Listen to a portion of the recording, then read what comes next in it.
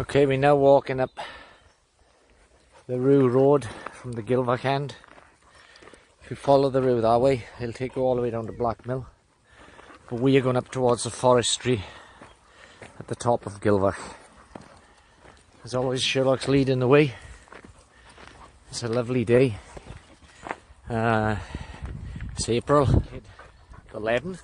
I explored all of these mountains, but this area here, the actual forest, I don't think I came up here this often because it was at the far end of Gilfach Goch on the Evanstone side, which I tended to do most of my wandering on the Gilfach side. But it's not entirely new to me, and when I'm walking now, it's been more than 40 years since I've walked here. You can hear the birds.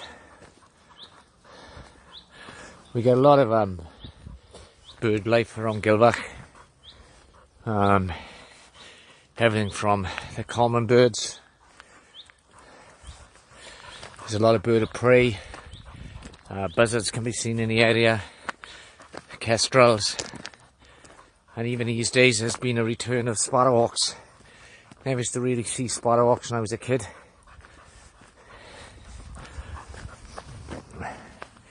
It's really lovely up here. Sherlock's found somewhere to have a drink. Totally peaceful. Mountain stream running down from higher up the forest. Now the way to navigate this forest to get around in order to get up the top, you follow these winding paths which loop around the forest. But I'm not going to do that because as a kid I would have ignored the paths and gone straight up and over that way, which is what I'm going to do now.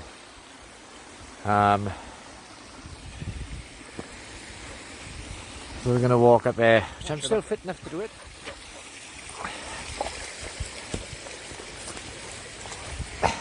It's the dog that gets tired. I can hear the cry of crows in the distance.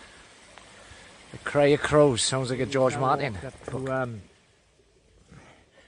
the next level, the next path, and we're quite high up now. We parallel with the other mountains on the other side of the valley now, so we're quite high. I'm glad I gave up smoking because I'm a little bit puffed out after that climb, but I'm okay. So let's have a vape.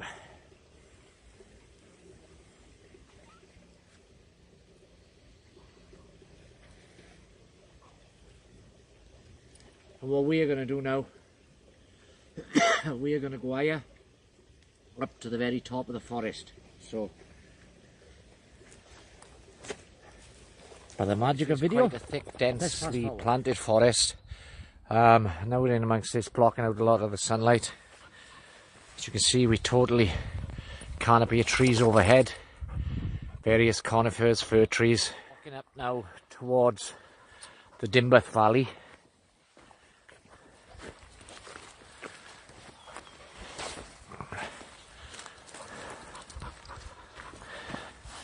And Sherlock, tail wagging, enjoying the walk. He does love his walk. Sherlock, say hello. Okay, hello. We've now reached the arbor of the mountain stream. The arbor, of course, being Welsh for mouth, which is why you've got so many towns in Wales, places that start with the name Arbor. Aberdare, meaning mouth of the River Dare. Abertawe, mouth of the Tawe. Abertillery, and so forth. Because this is a particularly wet area, wet part of the forest, there's a lot of rot, a lot of trees that have succumbed to the rot over the years, and a lot of brambles, natural wild brambles growing. We can hear that crow calling, but I can't spot him. If you just listen to the silence a moment. It's beautiful. You can hear the gentle rushing of the stream. Perhaps I shouldn't have said rushing, as gentle and rushing don't go together.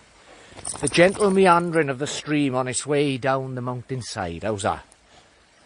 That's a little bit poetic, isn't it? All of this water can be drunk straight out of the stream. Won't do you no harm at all. It's very healthy. mountain water. Now we are moving straight across the forest floor along a marshy area. There's more holly growing there. You can see the bottom of that tree there is waterlogged. In fact, the stream is running over the tree, kind of like a water feature in a cool garden. And this should give you some idea of our elevation, as if you look over there, there are the mountains on the opposite side of the valley, and we're about level with it, right? So we've gone right up into the forest, and right in front of me there is an holly tree. There's the holly, and as children we'd come up here during midwinter towards Christmas time, when that holly would be full of red berries, and collect pieces of it for use as Christmas decorations in the house. Life was so much simpler back then. There's another path. There's an old dry stone wall there, ruins of an old dry stone wall, and there's a gate here. So the gate is going to allow us easier access to that side to save climbing fences. And as any good country walker should know, when you open a gate, you always close it after yourself. So we're going through the gate, and we're going to close it behind us. There we are, gate closed now. As we come out here, this rising temperature, it's quite a few degrees hotter. The sun is suddenly on my shoulders. Feels lovely. Round in a 360 degree view of what I'm seeing. So here we go.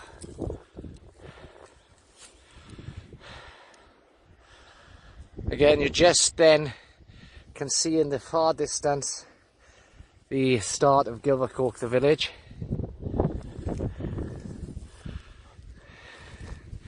And that's in a 360 degree view of what we've seen. I'm having a rest because I'm knackered. Done a fair bit of walking, and a lot of it's been uphill, which can tire you out, of course. Going down is going to be a lot easier. In fact, I'm going to run down all the way top to bottom. We're going to run, sure. Here we are going to run. Alright, sure, we'll run. Sloppy dog. We had a brilliant view with that buzzard, and I missed it on camera. It's just going into the trees. There it goes. The remains of a dry stone wall. Now we're up the top. Behind us is a brand new barbed wire fence. We're actually at the top of the forest now, but this dry stone wall would have once been the boundary of where the forest was. And over there we found evidence of an old farmhouse. God knows how old. Part of the chimney stack was still there. I can never remember a farmhouse being there, so that we must be going back in the years. And likely parts of the farmhouse might have been used in the construction of this dry stone wall, as these topping stones here have been cut specifically and look as if they come from some sort of property. These were everywhere when I was a nipper wandering the mountains, but they I suppose nowadays they use barbed wire fence. But look at the skill used in constructing our wall. Dry stone, because there's no concrete, no mortar holding it together. Just the skill of the guys who put this up, and it's been here for maybe more than 100 years. Walls down, and now use a much cheaper and easier way of doing it, with a few wooden posts and barbed wire strung up between the posts. Doesn't look so nice, though, does it?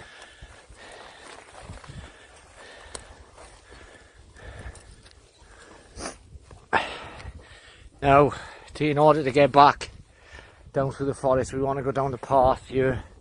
So I'm going to have to lift Sherlock over this fence. It's a bit high for him to jump, so I'm going to lift him over. Now you can hear the bird song.